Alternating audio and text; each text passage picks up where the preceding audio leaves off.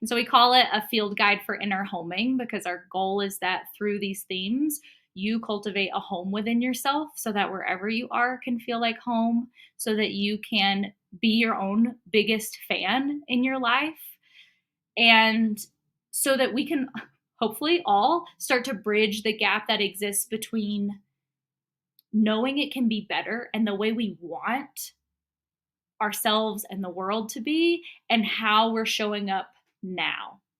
And it's natural for there to be a gap there. And it's natural for maybe that gap to move or shift or be a little different. But it's really the mission of our work to help us all bridge the gap between who we want to be and how we're actually showing up right now. Hello, everybody, and welcome back to MYYT, where you are learning to level up your yoga teaching one masterful class at a time.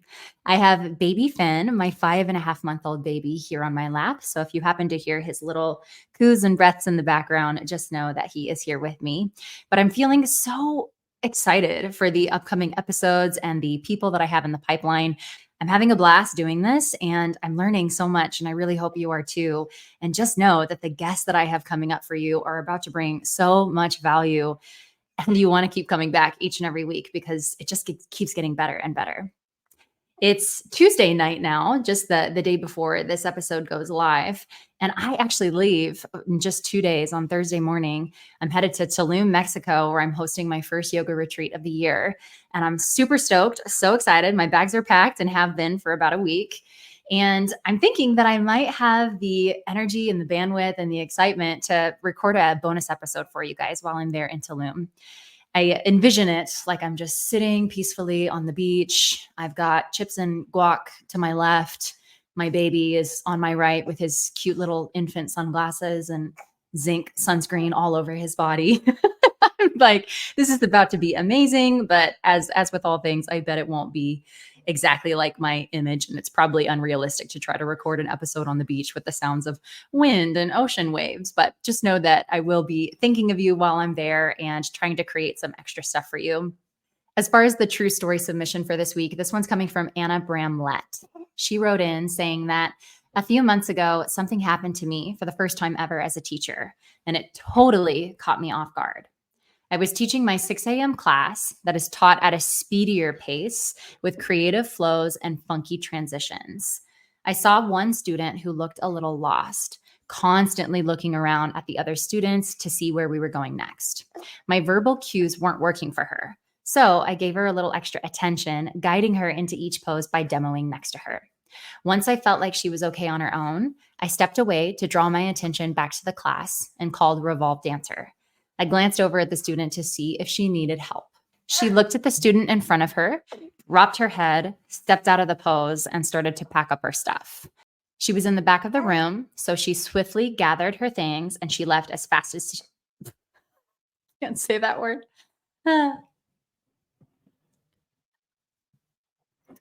She was in the back corner of the room, so she swiftly gathered her things and left as fast as she could, not making eye contact with me on her way to the door. I was standing there in shock, wondering if I had offended her, and also not knowing what to say or if I should say anything. So I just carried on with the class, a little shaken for the moment, but got back into the groove after the next flow. Later that day, I talked it out with a fellow yoga teacher after my evening class, just to get it off my chest. The bottom line was that while I respected her for honoring herself and not staying in a place she didn't feel comfortable, I felt bad for not giving her a great experience. Fast forward to today, I ended up staying late to take the class after mine. At the very end, I was in the lobby ringing up some merchandise for a student when she asked me if I taught the 6 a.m. classes, to which I replied yes. She said she'd taken one of my classes before and asked if I recognized her. I did, vaguely. I felt like I'd seen her once or twice before. She went on to apologize for walking out of my class all those months ago and explained that she wasn't doing it maliciously. She was just in her own head and felt like she wasn't in the right space to finish the class. She even said that she felt so bad about it that she considered trying to find a way to reach out to me to apologize many times. I assured her that I wasn't offended. I honestly hadn't even thought about it since the day it happened, and that I understood and respected her doing what felt right in that moment. I was honestly a little saddened that it had been weighing on her for so long, but I was very touched, and I'm glad we were able to reconnect in a positive way. That story comes from Anna Bramlett. Thank you so much, Anna, for submitting your true story. It's really helpful to hear from other yoga teachers, just your experiences, good, bad, happy, sad, awkward, and everything in between. That's the point of these true story submissions. So if you're listening and you also have a experience in your back pocket that you'd like to have featured on the podcast, all you have to do is go to the show notes and look for the link that says submit your true story. Or you can head to my Instagram, Master Your Yoga Teaching, and comment the words true story on any of my posts or send me a DM with the words true story, and you'll be walked through how to submit yours. This episode is really special to me because Ruby is an old friend. We actually went to college together and we were roommates for 2 years. She reminds me that I'm the first person who invited her to yoga, which is crazy because she's actually made yoga teaching her full-time career. So to think of her doing anything else just sounds strange. And in reflecting back on that, I realized that I actually have this habit of if I think that we're going to be friends, I'm going to invite you to yoga. And it's a test because if you say like, no, I'm not really into yoga, then to me, that's very telling of whether or not the friendship is going to work out. So if we ever do meet in person, if you're out there listening, you will probably already practice yoga because you're a yoga teacher, but just know that that's always a test that why I'm asking. But this episode is full of amazing value. We talk about things like the grind of studio ownership, both the pros and the cons. We chat about creating culture in your studio, community, and what it's like managing a team of people. We chat about burnout and recovering from things like betrayal and exhaustion from floating a brick and mortar studio during the pandemic. We share our opinions on corporate yoga. We chat Saturn returns and the grief of letting things go. Recommended practices for sustainability, the self-development trap, and the obsession we sometimes have and this need of fixing ourselves, as well as Ruby's #1 resource to help you bridge the gap of who you want to be and who you actually are showing up as. This episode is so good. I can't wait for you to listen. Let's dive in. Can you tell him, baby Finn? Let's listen.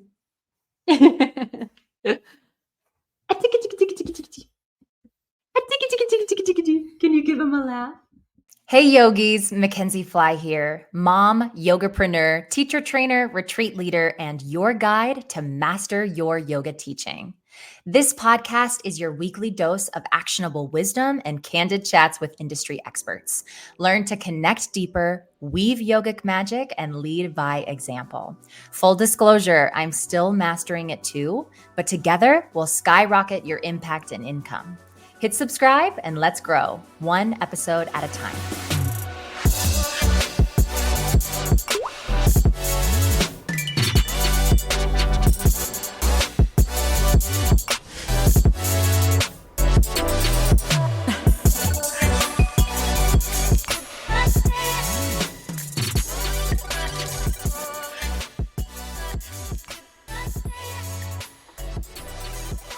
Ruby is an entrepreneur, self-study coach, Ayurvedic health counselor, and 500 ERYT yoga teacher, Yoga Alliance continuing education provider, and owner of the yoga school Way of Being School, formerly Shakti Yoga University, Athens. She began teaching alongside me, MAKENZIE, in 2013 and has over 10 years and 5,000 plus hours teaching and leading yoga in various spaces, practices, and capacities. Ruby founded Shakti Yoga Athens, located in Athens, Georgia in 2017, where she fostered a community for power yoga, managed a team of 20, and fell in love with facilitating teacher trainings. In 2022, she sold her studio to a passionate team member and moved to Colorado Springs, Colorado with her husband, Jake. She is currently the lead instructor at Core Power Yoga, Colorado Springs, and head facilitator of trainings for Way of Being School. Her primary work is as the co-owner of the Duality Project and co-creator of My Self-Study Practice, a 9-theme field guide for inner homing. Ruby, I am so happy to have you on the podcast. Thank you so much for being here. MAKENZIE, it's just such a joy to be here with you and such a special opportunity. Yeah, I know. I feel like it's a little selfish maybe of us to do this because it's definitely for me for sure because Ruby is so inextricably woven and bound to my own personal yoga journey. And that's what makes it so sweet and special to have here for the beginning of the podcast as well. Because when I think about how yoga found me and how this career started, it included you. So it only feels right to have you on the podcast today. So I'm super excited. Yeah, let's talk about how you took me to my first yoga class. Like, you're the reason that I started practicing yoga, and we went to yoga together, so consistently for years while we were in college. And I just think it's so cool that here we are now and we both made it our careers. Yeah, 100%. Well, let's start there. Can you please tell everybody kind of how we met, where we met, and how weird we were in college? Oh my gosh. Okay, so Mackenzie and I met it freshman year of college at Belmont University, which is in Nashville, Tennessee. It's where we both graduated from with music degrees. And we were roommates for 2 of the 4 years of college. And I just remember, do I remember how we met? I don't know that I remember exactly how we met. But I remember like hitting it off really quickly. And then I remember not long later you being like, you got to come to yoga with me. You just like told me, you were like, you got to come to this yoga class. We're going. And then it was like at 6 a.m. in the morning or something. And so we had a really cute little routine of going to 6 a.m. yoga before our 8 a.m. classes, stuffing ourselves with some sort of breakfast. When we had extra time, we'd get to go to the coffee shop. And it was so fun having a friend to start my yoga journey with, and like the accountability was built in because we were just spending time together and we were really weird. There are some, I imagine the Facebook album still exists of some really weird photo shoots that we did in the Rose Garden. Yes, yes. It's so funny. Before we hopped on, I was like, I'm gonna try to find these embarrassing videos that we used to make because I think we actually met in some class. Did we have a class together or was that a different year? Because my one of my first and like silliest memories of us is making that fugue video. Do you remember? We like made Okay. a Yes. song Yes. about fugues. Was it that in like freshman year, there was like a speech class that was also connected to music history or something? Anyway, yes, we were in a small group. We created, A it song. was a wild time. We wrote a song called Fugue, and I don't even remember actually what a fugue is, but some music thing. And anyway, like you said, we really did hit it off. And I was like, come to yoga with me. But I was also super surprised that you were so receptive to the invitation. And then even more so, you speak of like me holding you accountable. I felt like you were like, okay, now that you invited me, We do like, this now. yeah, we do this now. And we just kept doing it. And that consistency and accountability was always there, which was such a sweet thing to have, especially in a college dynamic. I feel like even though you go to college to, of course, get an education, a big part of it is making friends and making wrong choices along the way to find out what's right for you. And I'm really glad that I had you as a huge part of my college experience. So I'm just so glad to be chatting with you. Same, me too. I'm so thrilled to be here. And also that you're offering this for yoga teachers is such an excellent resource. Oh, Nobody should be passing it up. I appreciate that. And it's been so fun because it all comes from my own desire to learn from other people too. Because I know that there's so many yoga teachers out there and that there's so many excellent yoga teachers out there who are individually figuring out all these tips, tricks, and hacks. And so it's been on my heart to create this space where we can all come together to collaborate and share and learn from one another and not feel so alone in the process of it because sometimes it can, just like any Mm. job, come with ebbs and flows of inspiration or just feeling like you need somewhere to go to get that next injection. So that's what I hope this can be. And I know that you particularly have a lot to offer when it comes to that. Thank you. Yeah, it can be super lonely, especially even if you're in a studio environment as a yoga teacher. Most of the time, you are independent. You're an independent contractor, or if you are an employee, you're still like solo for the most part, right? It takes one yoga teacher typically to teach a yoga class. And so it can be really lonely. And having a network of community and support and inspiration is invaluable. Mm. We were saying before we even clicked the recording of which direction do we kind of really want to go with this. And it's tricky with somebody like Ruby because she has truly worn all of the hats when it comes to being a yoga teacher, a business owner. She's done it all. So I'm kind of like, where do we really start? But in terms of where you came from when we met at that time, like you said, we were at Belmont and you were studying, wasn't it music education?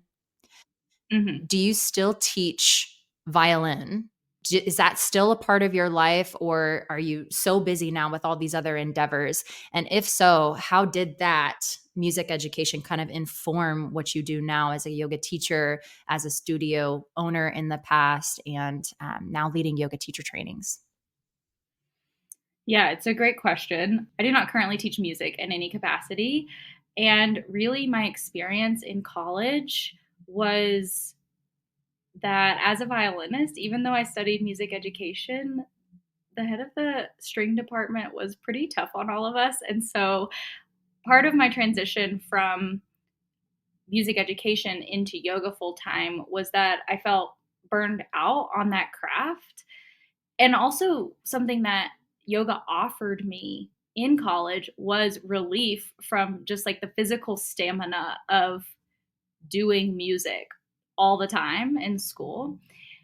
And I really recognize the way that music education has informed the way that I show up as a yoga teacher, right? And it is teaching in another capacity. There is often music involved.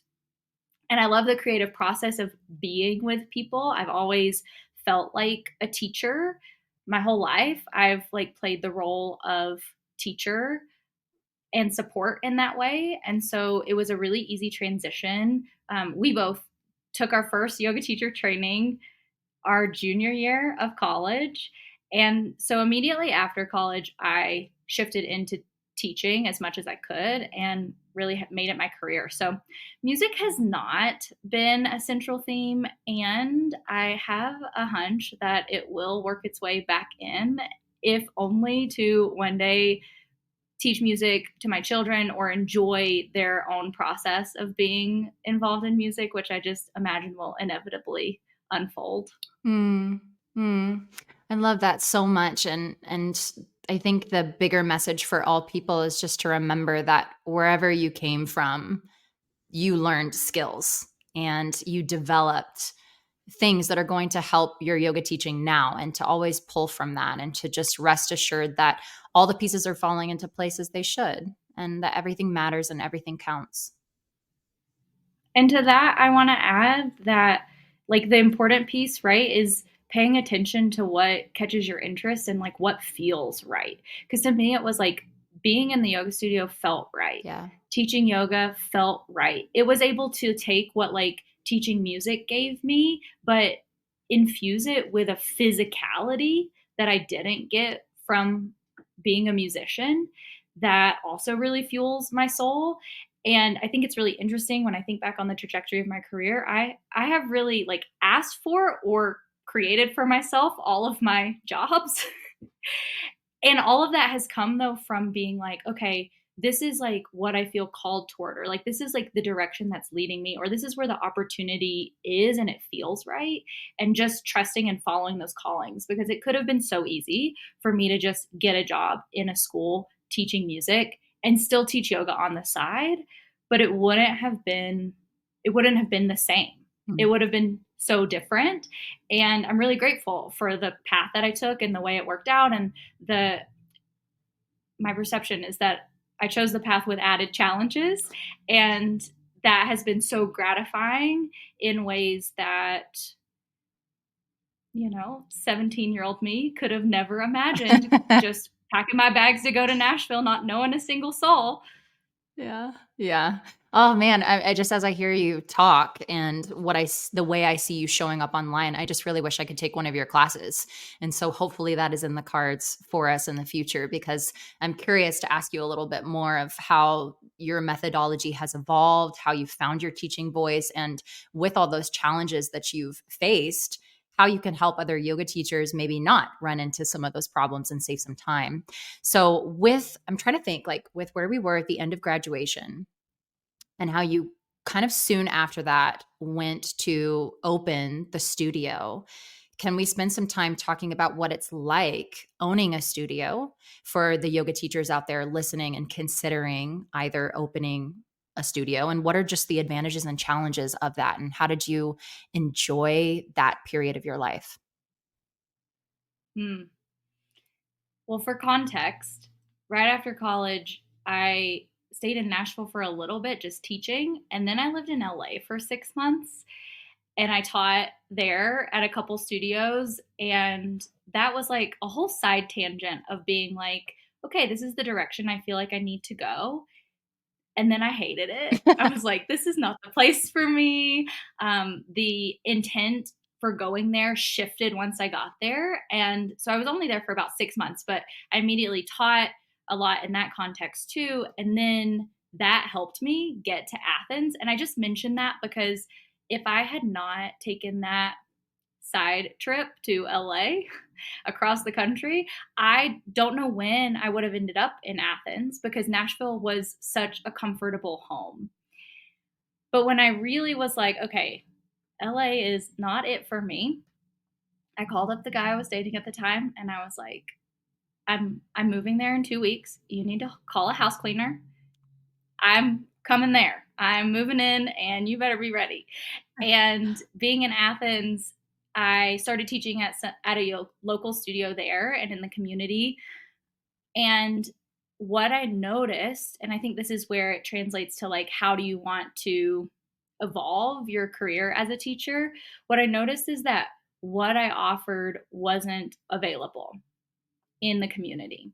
And the way that I taught at the studio was what was so familiar for me that I had seen full communities kind of like created around, but it was not the demographic of that specific studio.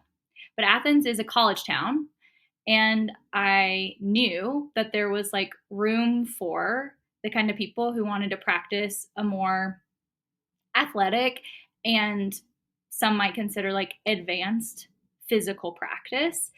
Whereas the studio that I was at was a little bit of like an older crowd. It was typically slower. I was teaching like the most challenging class on the schedule. And to me, I was like, this is kind of just straightforward. But it wasn't happening in the community. And honestly, opening a studio wasn't ever a particular dream. It wasn't like a big goal that I set out to go and get. It was more like I saw this opportunity and then all of the right people and resources fell into place pretty quickly after just vocalizing, like, hey, I think that this could work here. And I was 24 when I opened my studio. So I was like excited and ready and had this beautiful innate belief that just like anything was possible and I had the energy to match that. And so I really just allowed that process to unfold and I learned a lot in that process, right? Because the space that I put my studio was not a yoga studio before. So we're talking like hire a contractor, design a blueprint, choose every piece that happens and incorporates into the space within a very limited budget. And and it was a big learning experience. It was very challenging, very rewarding. I remember also like knowing that the scale of studio I wanted to open, I did not want to be the only teacher. I wanted it to be more than that. And so, like my first team that I hired, I remember interviewing people and talking to people, and I knew a few teachers in town at this point, but not very closely. And I remember reminding myself over and over, like these people are not all going to be your people, and that's okay. They can come teach and help you get your business off the ground, and there's nothing wrong with the way that they teach. It's just like probably all these people aren't going to match the vibe or stick around, and that's okay because the right people then will find this space over time. That time in my life was really wild to look back on and think about. Like, I was definitely high functioning, high anxiety. I ran my first half marathon the month after I opened the studio because I took a break, and I would recommend this. Like, if you're in a community but you want to like open or start your own thing, I recommend that you pause your teaching for long enough to there be a little bit of space in respect for the studio that you are coming from, and also as the opportunity to like prepare the community for what you're going to offer. And so I had taken a little break of practicing, and so I wasn't practicing. I had all this, and I was like, I guess I'm going to run. I guess running is going to be what I do because this is a lot. And I remember being like 6 months into having the studio open and turning to my boyfriend at the time and being like, why did no one ask me if I was sure about this? Like, nobody sat me down to be like, Ruby, this is a big deal. Are you sure? And he was like, what do you mean? And I was like, why did no one do that? And it wouldn't have changed anything, but it was crazy. Yeah, I mean, I think because of the amount of I mentioned it when in the beginning when I might have extended that first invitation, but just how like you're like, yep, this is what we're doing, and now we're going. Like there's this you are the sureness. That's the energy that you bring almost to everything that feels like that you did then, and I'm sure now. So I bet that's why people didn't ask, because once you set your mind to something, Ruby Chandler, it is inevitable. I do know that. Thank you. And I'm like, wow, really? Sometimes feels like I have people fooled a little bit. I'm like, oh, I really have no idea what I've gotten myself into. Well, you said two things in there that I kind of want to zoom in on. The first is that if you're a teacher out there who feels like the offer that you bring to the table is unique in the sense that it presents this problem that a lot of people aren't practicing in the way that you do, or it just doesn't feel like it feels hard because you're the only one that's doing the thing that you want to do, that you can see it as a problem at first, but it actually presents this really amazing challenge for you to bring something completely unique and something that's like your special signature, and fill that gap just like Ruby did. And that even though it does take a lot of work, it can be really, really rewarding. So if you are listening and you're in that place that Ruby was a couple years ago of being like, I'm noticing this hole, and maybe I'm supposed to bridge this gap right here. Number one, that's really exciting. And then number two, it's like buckle up, because even though you Exactly. can have the answers, it's not going to be easy. It's like that. I don't know what that phrase is, but it's like, if the path that you're walking is clear, it's probably somebody else's. And if it feels like you're having to like cut your way through the woods, it's an indication that you are in fact on the right track, because it comes with its challenges. Yeah, I love that. And I will say, I don't want to deter anyone from having this kind of dream because it it truly shaped who I am as a human in ways that are beyond words, and to articulate some of them, like having the opportunity to hold space and generate a community is this like magical experience that is so humbling that I'll get emotional if I keep using words, but it's like it really is so special to choose that challenge for the sake of people having a space to feel supported and freedom in their bodies is just such a beautiful thing to get to experience. And so if that is like a calling on your heart, one, trust the timing of the opportunities that arise. tell people about it so that those opportunities can arise. And then two, like, do that, because the world needs people to hold spaces, especially if that's something that is like a tug on your heart. Mm. There's like a reason that that desire exists, and it's ready to like give you something.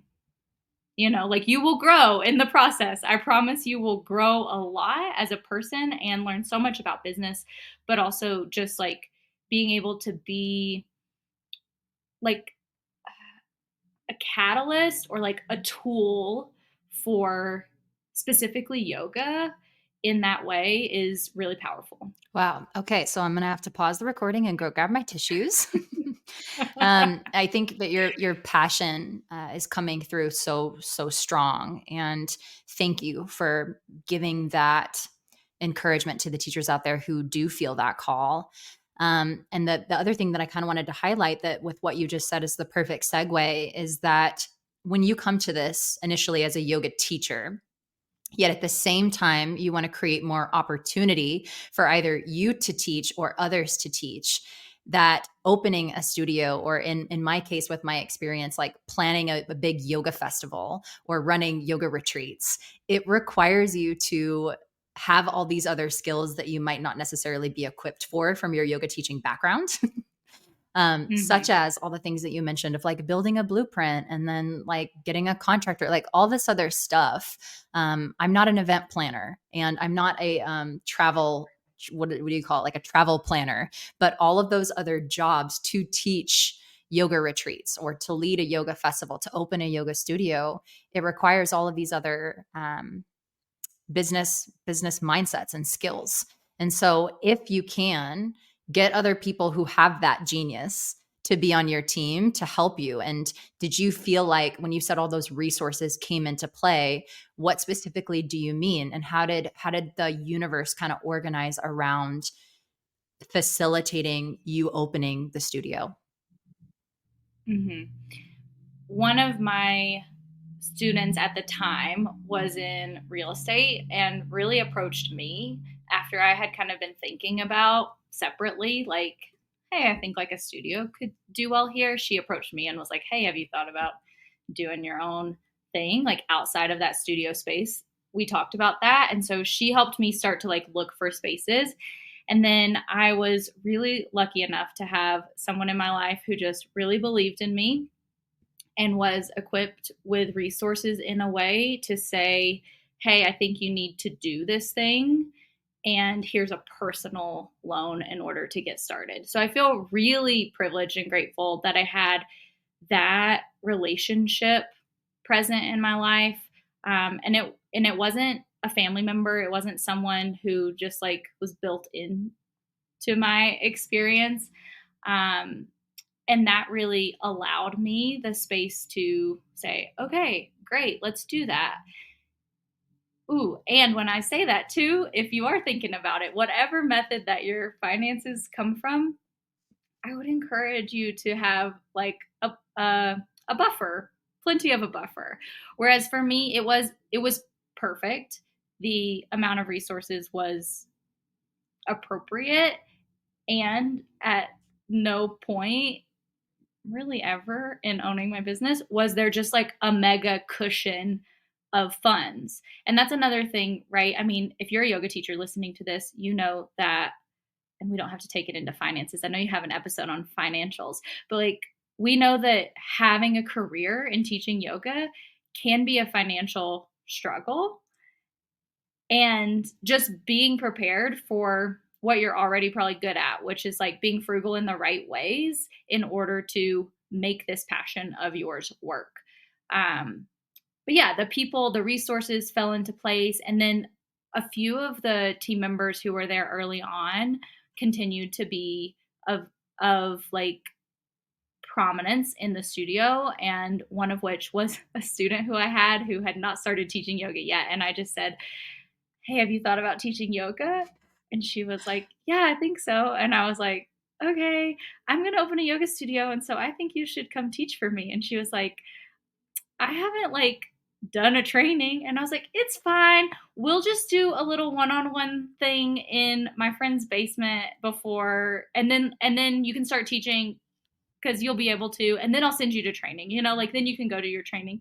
And she ended up being a manager for a while, and just a really great, she was really good at like tasks and organization, which was something that was really helpful for me to be able to be like, okay, these logistics can go to you. Um, and most importantly is like having other business owners was one of the main ways that I was able to like stay sane, because owning a business on my own was really lonely. Because even if I had someone who was supportive and like right hand person, ultimately at the end of the day, I'm the one paying the bills, I'm the one paying the payroll, I'm the one making sure everybody's happy and things are operating. And so having friends who owned other businesses, even in different industries, was also an incredible resource that I really cultivated and leaned into. What was managing 20 people like? Yeah, I was very intentional about creating culture. It's something that I'm passionate about. And so I really came in from the beginning being like, this is how I want this space to feel. This is how I want our students to feel. This is how I want my teachers to feel. And I created a handbook around that, and then was really intentional to foster that culture over time. So I think like a really important piece is that I knew coming in what I wanted, and I was open to evolving that every step of the way, which was really the only way that my business got to be what it was, and still is in the hands of its new owner, um, which is a place that people are like, wow, this is unlike any other movement space I've been in, or like I feel so safe and seen here, or like um I feel like I can really actually be myself and be in my body in this space. And that was a lot of small intentional choices around how we show up with each other and for each other. And like a tangible example of that, from the teacher end, is that it was important to me that teachers practice for free. That's like part of a perk of teaching at my studio, and also give feedback and receive feedback regularly. And so that was like a very built in piece of our culture, is that myself or peers are taking each other's classes, sometimes giving feedback, and that we're at the studio together often. Because I'd been in communities or like studio spaces previously where honestly it was like a pay per head. Like I made a lot more money, but I never saw the owners, and like people didn't come take my class. Like other teachers didn't come take my class because they had to pay to come take class. And so it was really important for me that teachers felt like they were part of something bigger, so that then we're all offering this something bigger to our community. And big pieces of that evolved over time were like anywhere from the language that we use, so using like body neutral language, and like not really speaking about good or bad bodies in any way at all, to the way that I structured our pricing model, which does not offer a discount for pay in full versus month to month, for equitable reasons financially. Because typically the people who can pay in full aren't the people who need a discount. Wow. And so all of these little things that, again, I didn't know from the beginning. And I think that's an important thing to remember, is like you don't have to know it all from the beginning. And I think a really important ingredient is being eager and open to learn and evolve. And when you do know something better, you do something better. And you just trust that those shifts are sending your community in the right direction. And like I mentioned before, like some of my teachers, I knew from the beginning, like these people probably aren't like going to fully align the whole time. And so another team advice is, if it is legal in your area, maybe you consider a sort of non-compete or some sort of term when you're first hiring teachers, because I had a teacher 6 months after I opened my studio who gave me 2 weeks notice to open his own studio less than a mile away, and took most of my team there as well. Mm. That was a big learning moment and really challenging on a personal level for the feelings of betrayal, but also on a business level, feeling like that automatic sense of lack, or like, what's going to happen? What's going to happen? And so I wish that I had been more clear in the boundaries around the role and the expectations of entry, exit, et cetera, et cetera. Oh my gosh, I can't even imagine. That would have been really challenging, but there's no way that you could have known that going in. And that the Of only course not. yeah, and the only way that you get to that level of knowing what to do way better is having it happen to you. So I know for a fact that you handled it with so much grace. And I'm sure that you learned so many things from it, but I bet that that was really, really hard. I mean, to be honest, I wish that I had handled it with a little more fire. Yeah. Instead of, "It's fine." But, I was like 20, I was 24, 25, and like, what is happening? Oh Mm. my gosh, I want everyone to like stay and like me and like keep my business going. Wow. Wow. It's interesting. The things that you said, it's like they're the little things, but they're also the big things. And what I hear from you is saying that there was just so much premeditation, so much intention, and so much purpose. That's like the bigger picture, right? Of like how it feels and your personal values that then permeate into everything else.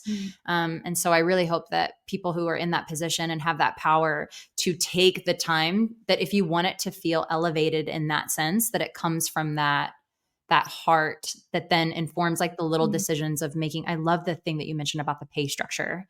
That's an amazing way to have equity in the studio. So that's really, really cool.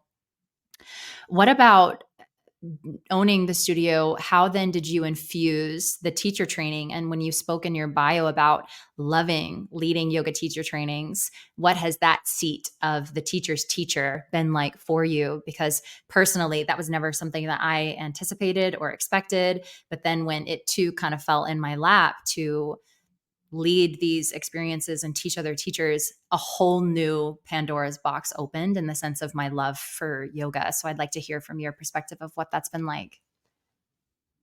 Totally. The beginnings of facilitating trainings, I had the opportunity to co-facilitate with with some colleagues, and so that was like getting my foot in the door of like, okay, I like this. I like this environment. I like the energy of teacher training. Still, it's just like the most intoxicating energy. People just like so excited to learn about yoga. And there are so few places in our adulthood where there is learning or like that kind of camaraderie to participate in. And people are just the right people are there at the right time to be like really lit up about it. So I co-facilitated some trainings, and one skill that I have that feels like a blessing and a curse is that I feel like I have a really good propensity for observing something and then being able to see how it could be more effective or optimized in a way. And so I was co-facilitating, and I was just noticing ways in the leadership and programming and facilitation that I felt like could be hmm, could be more effective, and specifically in the context of my space and the values and culture I had instilled in my space. And so actually my first teacher training started in January of 2020. That was the first round of TT that I led on my own, which obviously shifted drastically in March. We went all online. And so a really funny piece of my history as a teacher training facilitator is very rarely has any two trainings, not only are the people different and so it feels different, but literally parts of the format are different like every single time. So I ended up, even though it was 2020, I still led 3 teacher trainings that year, which was incredible. They all ended up being hybrid models. 2 were weekend modular format. 1 was like a 2-week intensive. And then I've just continued to lead trainings annually since then. And now the new owner of my former studio, Shakti Yoga Athens, she also co-facilitates. So now I still get to be part of those teacher trainings that she hosts in the studio by leading the virtual sessions and by mentoring her in that process. So that's been super fun as well. And then coming to Colorado Springs, I took a whole year off of teaching because the pandemic, like floating a business through the pandemic and then trying to navigate bringing it back to normal or any semblance of that was exhausting. And I didn't know what burnout was before then, but now I really have an intimate experience with burnout. And then selling the business and the grief that came with that, but also like knowing it was the right decision. So I took a whole year off of teaching, and my mantra was no new friends. I'm not trying to talk to anybody. I didn't go practice yoga. I was just like in my house doing my practice alone. Like I needed some alone time. And when I felt ready to teach again, I sent in my resume to the local core power yoga. And surprisingly, in Colorado Springs, like there is yoga, but there aren't very many yoga studios. And the funny thing about sending my resume to core power yoga is if you had asked me 1 year before then what I thought about core power yoga, the opinion would be similar to how it is now, but I also would have been like, could never corporate yoga. But I was like, I'm ready to teach again. Like, I need to be around people. I'm ready to teach. And the manager there sent back an email that was like, we have a position open for lead instructor. I think you should take it. And so that job entails teacher feedback, teacher training, facilitation, auditions, and intensives. It's literally all the things I loved about having a studio without any of the administrative tasks. So it's been really fun. I've been in this role for about 14 months. Fun to be there and get to develop teachers on the team and also lead teacher trainings in this slightly different context, where the curriculum is similar but different. And yeah, so the experience as a facilitator is a little bit different. And I think that's been really helpful. Yeah. I didn't mean to cut you off, but it's so clear. It's so clear that that's like your calling because you just keep getting pulled back into these roles. And I can relate to you of at least like corporate yoga. And I'd be curious to hear more. I don't exactly know Core Power's style, but do you know how it is similar or different to Life Power, and how is the sequence structured? Like what sort of language do you use? Like does 7 doorways mean anything to you? No. Okay. So 7 doorways. I'm not as, go ahead. Well, I was going to say 7 doorways was codified by Johnny Kest, who's kind of the person that then Lifetime approached and bought his kind of methodology or teaching style to then put in all of the lifetimes across the country.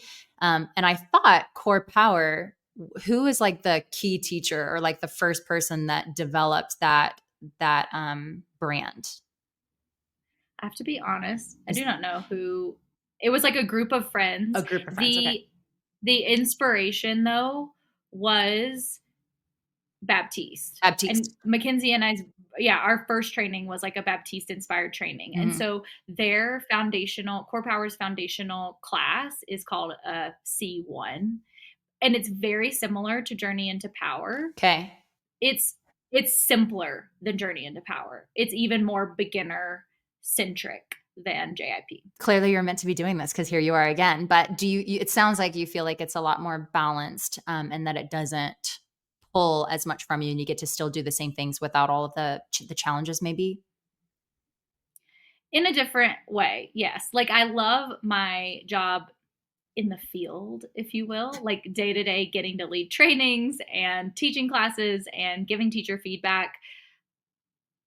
I could do a whole episode with you about corporations and yoga. Mhm. But we don't have to go there. And it is a corporation. And so, right, there are like calls I have to be on that I'm like, this doesn't necessarily apply to me. And also, I've really watched some drama unfold with some people on my level and like one tier up in a way that is not surprising at all. I am in no way surprised, but that still doesn't take away kind of like this sting of disappointment. And what I have really taken away that makes me so glad I took this position, because like I said, I had really strong opinions before going with what was available. And what the reason I'm glad that I have been in this position is because like my colleagues, there are some incredible teachers who I teach alongside, incredible teachers who I get to share the lead instructor role with. So it's like market centric. So there are like 6 lead instructors in Colorado, for example. I'm the only one here. And then a few teachers who have become some of my favorite teachers I've ever practiced with are also on my team here. And I know that whenever we have some sort of like rigid view, although it can protect us in some ways, it can prevent us from connection. And so I'm really grateful that I was open to taking the opportunity in order to form these connections.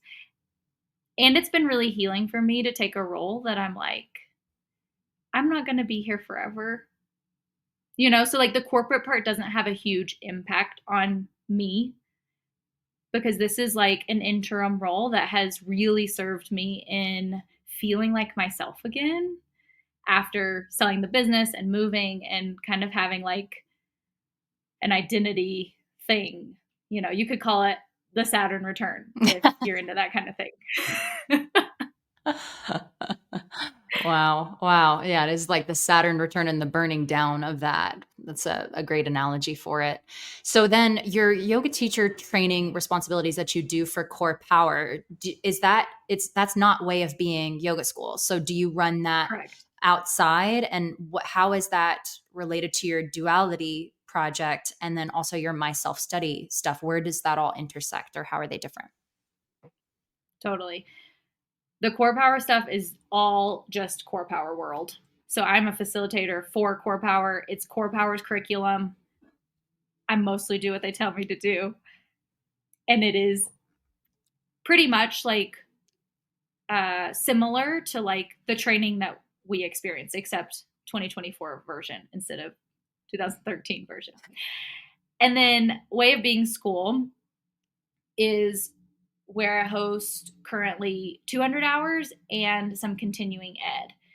So something I've done for our team here is that Core Power doesn't credential continuing ed credits, but me as a continuing ed provider, I can offer workshops to our team and I can give them the credits. So I've done a few of those. And then the owner at the studio in Athens, my former studio, those trainings that she and I co facilitate are under Way of Being School. So that's like my yoga school's training.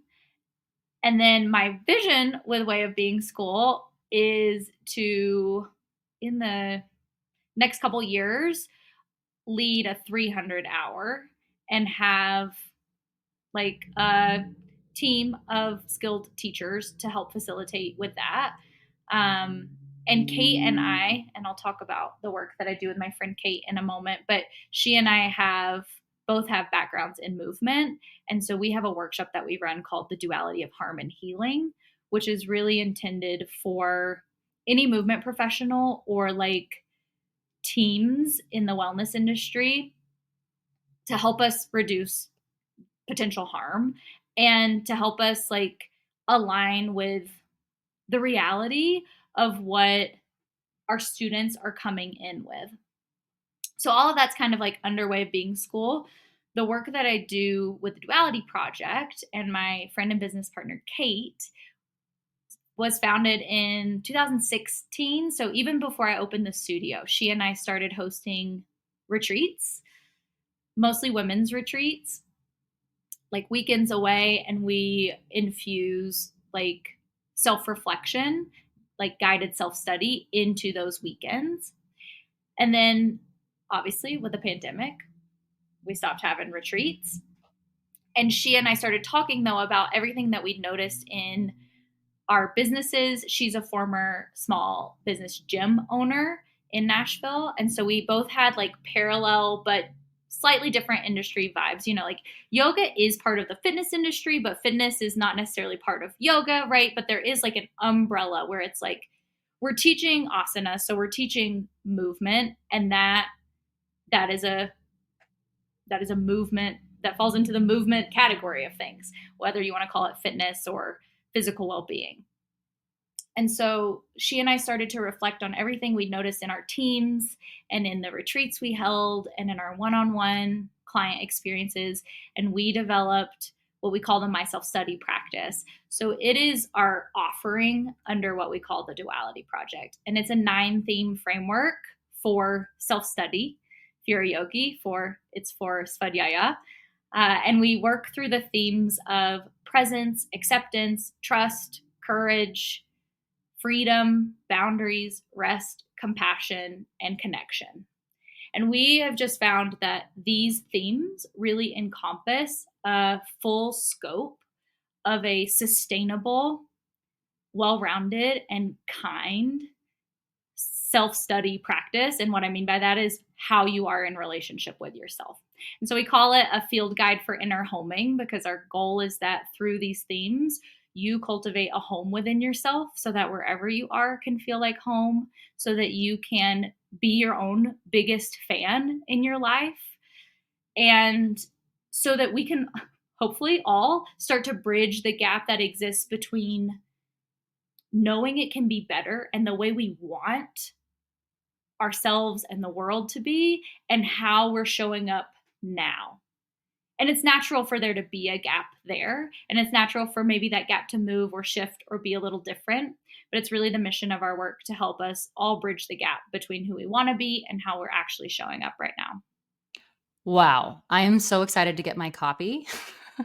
I'm I excited for you to have your copy. I ordered it yesterday and I'm like, is there any way it could get here faster? Because when I look at your life and your success as a full-time yoga teacher and business owner, do you attribute your success to having some of these like practices in place and working through these like journal prompts or however the guide is kind of set up to make you do this self-reflection? Like, do these practices, is that what has sustained you through all this like turmoil that it's been like?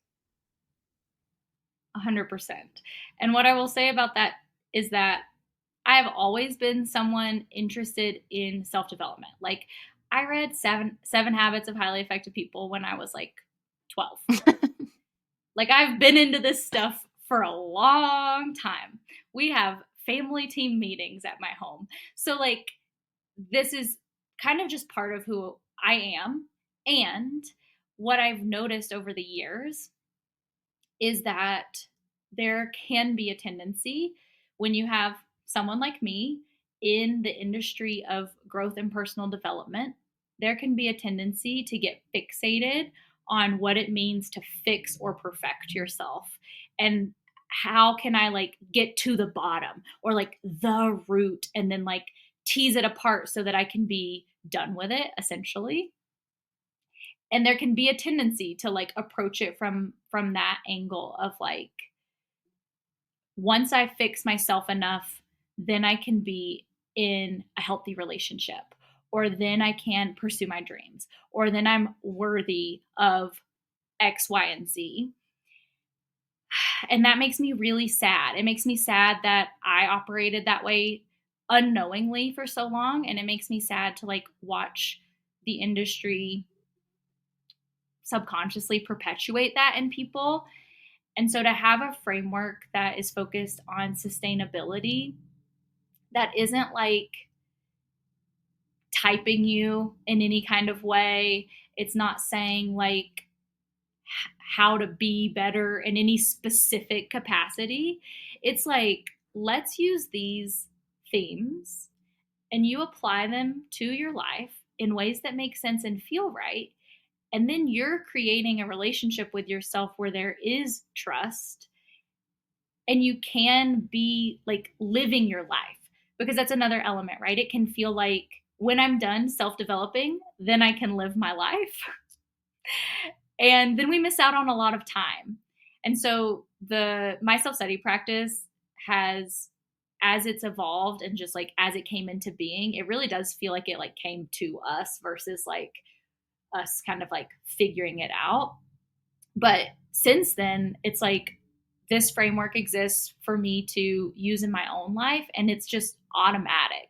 Like these themes interplay with one another, and like we teach them in an order like I presented them, and they're all interchangeable as well. And they all kind of loop. Like you can just like keep using it and apply it to whatever area of your life you're working on. And so we have a program, a group coaching program called the Self-Study Program, and we run it once a year. And in that program, we spend time each month deep diving into the theme, and then you have time to like apply it into your life and see like how it shows up and what you can adjust or like meet yourself within that context. And the point is for everyone to realize that there's nothing wrong with you. You don't need to be fixed. You're worth loving. You're worth your own attention and love. And it can be better if we make it so. I like how it's so much about sustainability. And for somebody who has gone through the challenges that you have and really been in places of burnout, to use these to heal yourself and to come back, having used those experiences to then still serve. I'm just really, really inspired by you. So Ruby Chandler, everybody, Ruby Chandler. I'm gonna get my copy very, very soon. But can you tell the listeners a little more of how they can plug into your community or get theirs? The book that MAKENZIE is speaking about is the My Self-Study Practice Guided Workbook and Journal, and it's a great way to take yourself through the themes. And you can get it on Amazon. My Self-Study Practice Guided Workbook and Journal will get you there. I imagine we can put something in the show notes or something like that. Yes. And we also have a free course, From Confusion to Clarity, Making Decisions That Feel Right. And it's another really great way to just get familiar with the work that I do and how the self-study practice can support you in your life. At My Self-Study Practice on Instagram, at life.with.ruby is my personal Instagram, and thedualityproject.com is the website. All the things. Thank you so much, Ruby, for being on the podcast. It has been so great to reconnect with you. I'm continually cheering you on. And to all the MYYT listeners, I'll see you back next Wednesday for another episode. Until then, namaste blessed.